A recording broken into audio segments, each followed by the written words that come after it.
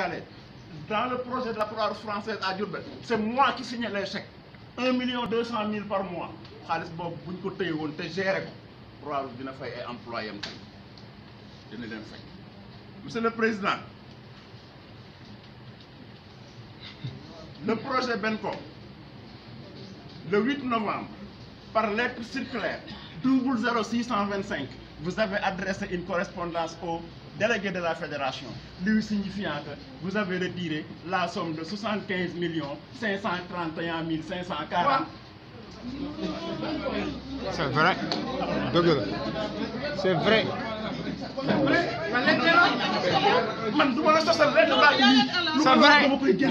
Il a des preuves. Il a des preuves. Lisez-la. Dan may woo soo ma woo ma wuyu la man li may wax dama koo ñeme man su ma ne ñeme naa ko déglu leen may leen ma waay man li may wax. Continuez. bu ngeen si l'assemblée veut que je me taise. Non. Je peux me taire. Waxal. bu ngeen bëggee ma noppi vous êtes l'assemblée. Waxal. Dama pare. Waxal moom la. Pareeguma. J'ai pas fini. Monsieur le Président. Amul loolu de, c'est une assemblée générale. C'est comme Monsieur le Président. La lettre circulaire 0625, c'est 75 millions. Vous les avez retirés du projet Bencom et du projet ECO. Motif, vous avez reçu des correspondances de l'IPRES et de la sécurité sociale. Vous allez régler le problème des travailleurs. L'IPRES et les charges sociales des travailleurs. Novembre, le 8 novembre, jusqu'à aujourd'hui, c'est 22 mois. Et tu dois aux travailleurs 30 mois. Kon yan travailleur nga fayaloo yow yaa bind à madame Anne Leclerc de la fédération lettre baa ngi ak man du lu may créé lii lépp man je m'attendais. Monsieur le Président, sama intervention de la BEC, vous avez tout fait hier pour que je n'intervienne pas dans la salle. Tout. Xam naa ci dara xam nga ci dara ñu doon wax ak man xam nañ ci dara mais man dinaa wax. Je vais parler dans cette salle. Très bien. Président, je viens sur le rapport de monsieur le secrétaire général. SG, Wagoudon, ils ont parlé du projet de distribution. Vous avez dit que le projet a été prolongé. Khaïna, ils ont dit 252 millions pour Goudon, Goudon, Fatick, Kanel, Podor. Pour 12 mois. Pour 12 mois, je vous dis, man Abdou Ndiaye, ma demone Goudom, le projet de Goudom a duré 15 jours. Fukki fan ak juróom. Le montant qui a été distribué à Goudom, c'est 16 millions. Ce que vous avez justifié, la fédération. Voilà les factures des boutiquiers. Ben boutiquier, il s'appelle Bassirou Diallo, man ko jox 8,25,000. Benen boutiquier bi mi ngi tudd Ablaye Sonko 8,355,000. Et je précise que ce Ablaye Sonko n'a jamais été commerçant. C'est un agent municipal, mais c'est un frère du secrétaire général qui s'est transformé commerçant pour la durée du projet. C'est grave. C'est grave. C'est grave. En l'hiver. Non. Monsieur le secrétaire général, le projet de Louga, non, Goudom, Aziz Diatta, ce que vous avez dit, les activités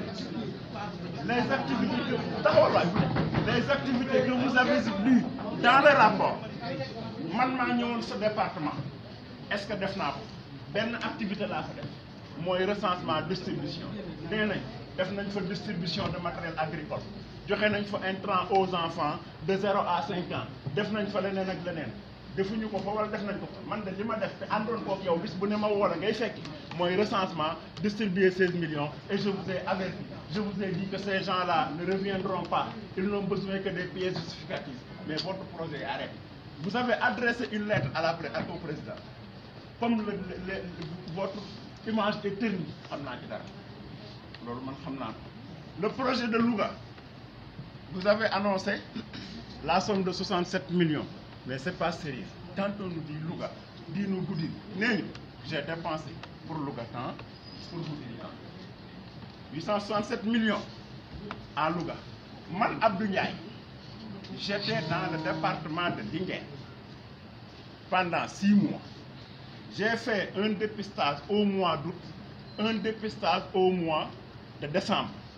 Les activités que j'ai réalisées à Louga par rapport à la Guiri qui comporte presque 30 activités, moi, une mobilisation sociale à Warxoox, te ci sama poche là ko financé, une causerie à Mboula, te ci sama poche là ko financé, et je parle sous le contrôle des superviseurs résidents dans le département de Linguère. Benen activité bu ma fa def yoré auto di nelaw di yew 2 heures di tourner dem ak dik.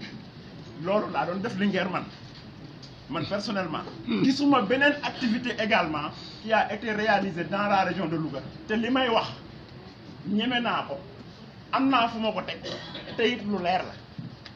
C'est ça la Croix-Rouge sénégalaise. Pour vous dire que la Croix-Rouge n'a pas un problème financier. La Croix-Rouge a un problème de personne.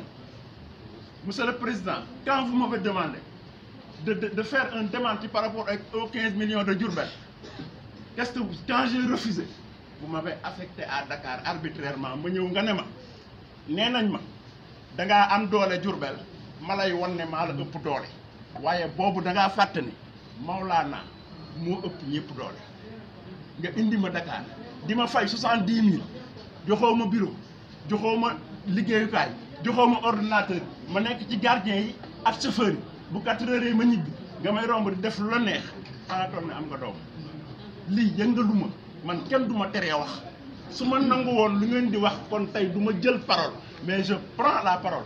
Hey, Croix-Rouge sénégalaise amna khalis. Le président qui sera élu prendra ici l'engagement qu'une semaine après la passation de service, il va passer à l'audit de la maison. Loolu lañuy bañ. Bëgguñu ko auditer kër. Il faut auditer la maison. L'argent du Saraya mom ñu jot ko, khalis bi Tamba mom ñu wor ko. Le projet ECO Tamba Goudiri apport institutionnel. 1 million pour Tamba. 1 million pour Goudiri, 999 000 pour Koupentoum. Quand j'étais à Diourbel, par force de l'homme, parce que je me battais avec les Français, nous avons un apport institutionnel. Il faut dire que le comité Diourbel. Est-ce que les comités ont reçu leur apport institutionnel?